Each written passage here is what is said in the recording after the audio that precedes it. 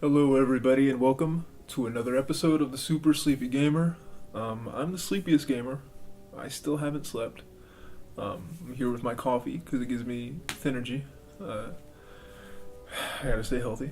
I'd like to talk about a game a bit more recent than I typically do. This game came out sometime in the past 20 years, and it was called Batman Arkham Knight. Now, that is like the 80th game in this. There's a lot of they made a bunch real fast, but they're pretty good. They're pretty good. This one, I felt like it kind of betrayed me. I don't want to give you the origin story of Batman because a couple reasons. But number one, about every 3 months, Hollywood releases a new movie that explains that origin to you. So if you want to see the origin, you can watch any frickin' Batman movie.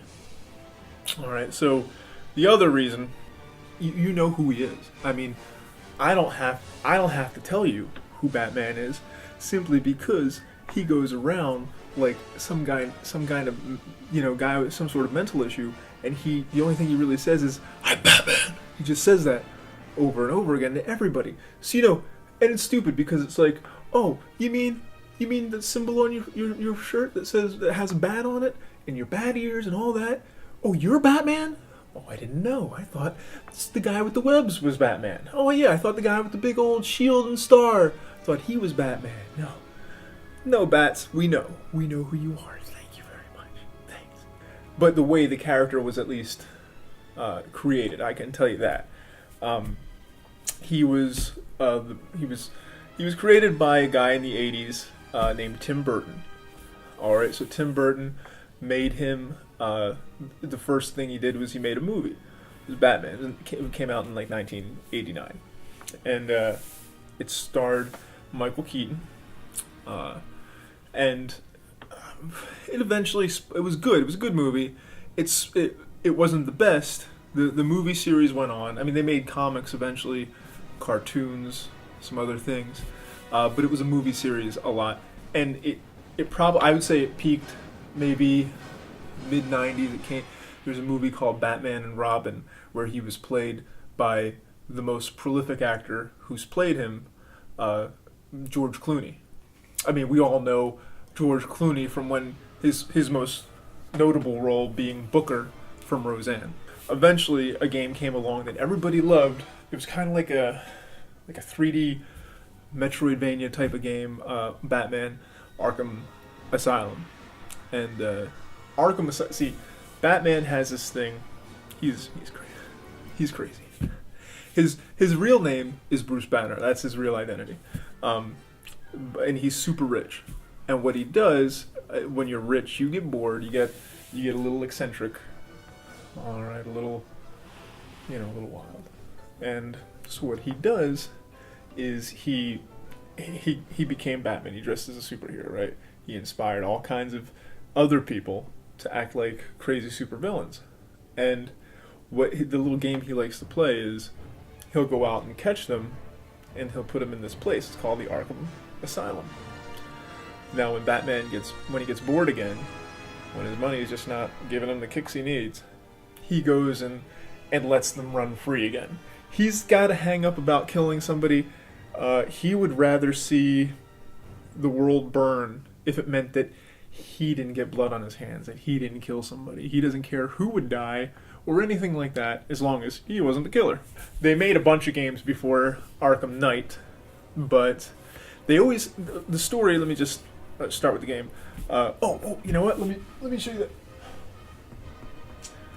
All right, this is, you know how I was telling you. Maybe if you've watched some previous videos, you know I've been buying some digital games. All right, so I'm afraid that is one of the digital games. So sorry, I can't show you the game. I do have this lovely version of Batman that I can have him maybe mimic the actions of Batman from the game. He obviously did this, I guess. This figure's very posable, so I like that. But he's made to look like the one from the game. This asshole right here, right? He's made based to look like one of the cartoons. And I got him Now, I understand they want to make him accurate. They want to make him look like the cartoon. They want to do that. But they still wanted to give him articulation. Collectors expect that. So I got him, and I was like, yeah, this is awesome. Looks really just like the cartoon. Even the tiny little ankles and wrists, And then look at this shit. Look. You see this shit? This is his foot. This is his fucking foot. He's got a tiny little thing. You can't see it because you don't have this camera's not a microscope. But obviously he's lacking that of a left foot. This is what happens when you make a joint. It's paper thin. You know what I was doing with this toy? Nothing. He was standing on my shelf for about, I don't know, a couple months without me touching him.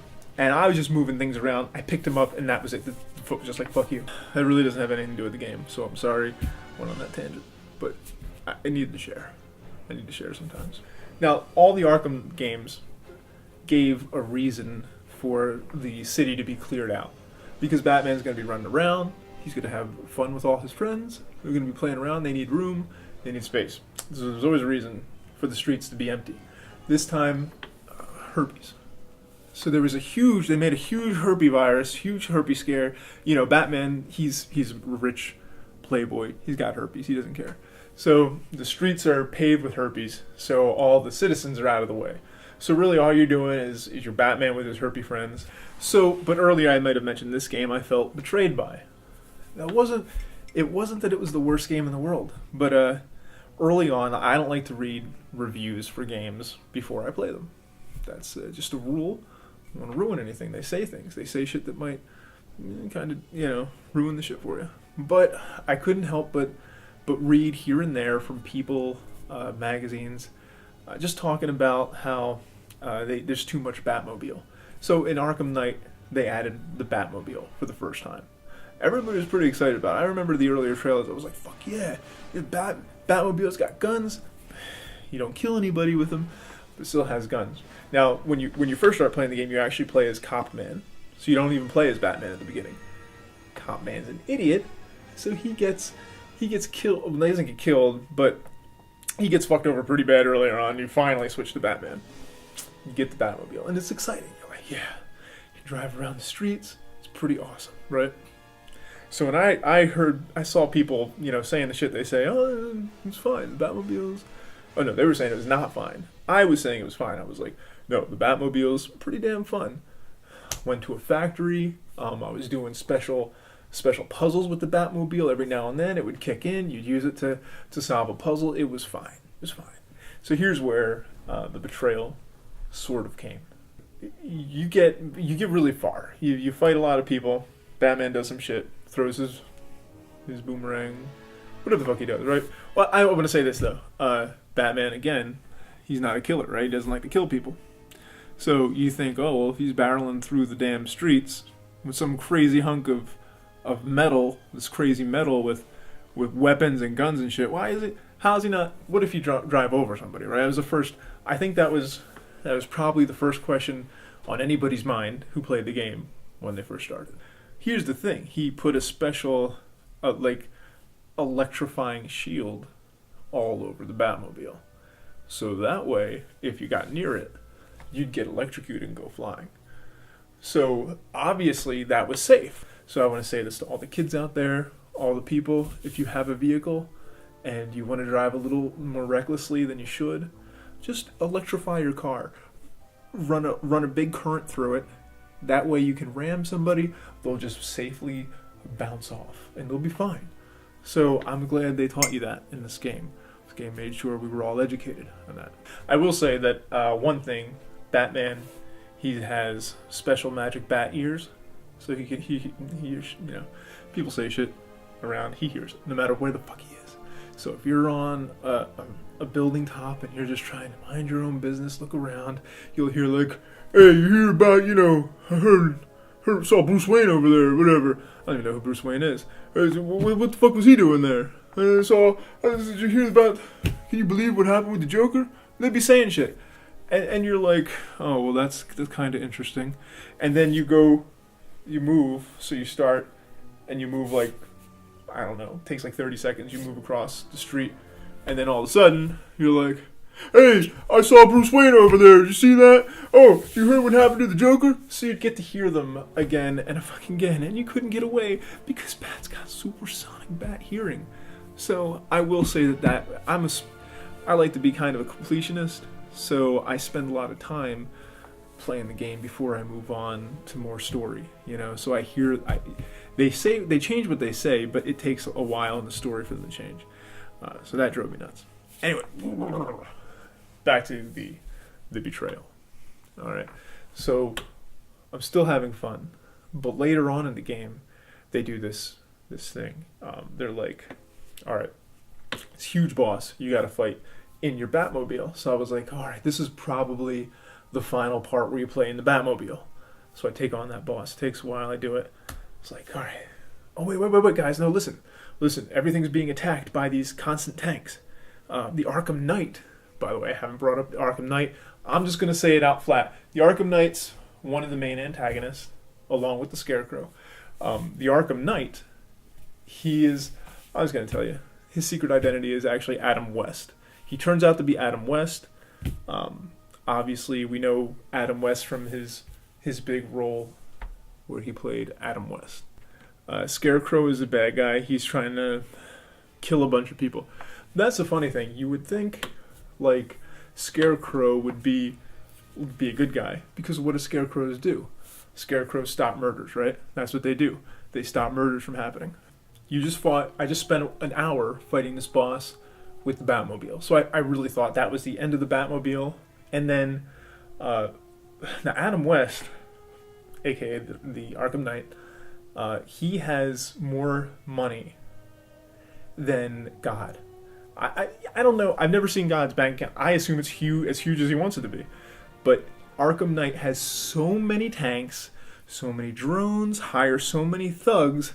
It's amazing. It's just not. It's not believable. Bruce Banner has nothing on him. After you fight the big boss, then you defend something where 8 billion tanks come and attack you. That takes forever. You kill those. So I was like, all right. That was the last time with the damn Batmobile. All right, I got it. I'm going to be playing as Batman now. So you get up as Batman. You're like, all right, fine, I'm going to make my way into this place. And your first objective is to open a door. And guess what the door does? It lets the damn Batmobile back in. And then I was like, all right, this is it. Done with the Batmobile. In fact, something happens where you really think, I'm done with the Batmobile. He can't. Point is, Batman can't even get to his damn Batmobile. So you're like, yes, finally, I'm gonna definitely be Batman. And you know what the fuck he does? He gets on the phone and he's like, send me another Batmobile. So another fucking Batmobile shows up, and you know what you gotta do? You gotta fight for another 20 minutes against 1 million other tanks. So I found myself, unfortunately, and that kept going. You're never Batman again. You're never Batman. You defend. You call the Batmobile. You break into a place, you call the Batmobile. You take a piss, call the Batmobile. How are you going to piss without the Batmobile's got to push you into the toilet. It's got to make sure your penis is aimed right. So I found myself agreeing with all the naysayers, unfortunately, and it did make me feel like it was not the best Batman Arkham game. Well, eventually you beat the Scarecrow. You and Adam West finally learn to see eye to eye. You get rid of the herpes, whatever, and you and Adam West move to Paris. And then eventually Alfred shows up and you wave to him or something. He's happy to see you happy with Adam West or something like that. And that's the end. So you can lose some sleep over it if you'd like, a couple weeks maybe. It's fun. You'll just get frustrated. And if you want to do the all the Riddler puzzles, you might as well. Quit your job. Just quit your job. Go on unemployment. Well, you can't get unemployment if you quit. Do something really heinous at your job. Get fired. That's the only way you're going to be able to do the Riddler stuff. It's ridiculous. I didn't even do that. And I'm pretty big into completing game all the way. It is actually really fun. You feel good being back. As I say, these games were praised for making you feel like Batman. And unfortunately, they took that away. They made you feel like a car. And that's not the same. It's not the same. All right, but anyways, guys, try to lose some sleep, play some games. I'll talk to you guys later. Bye.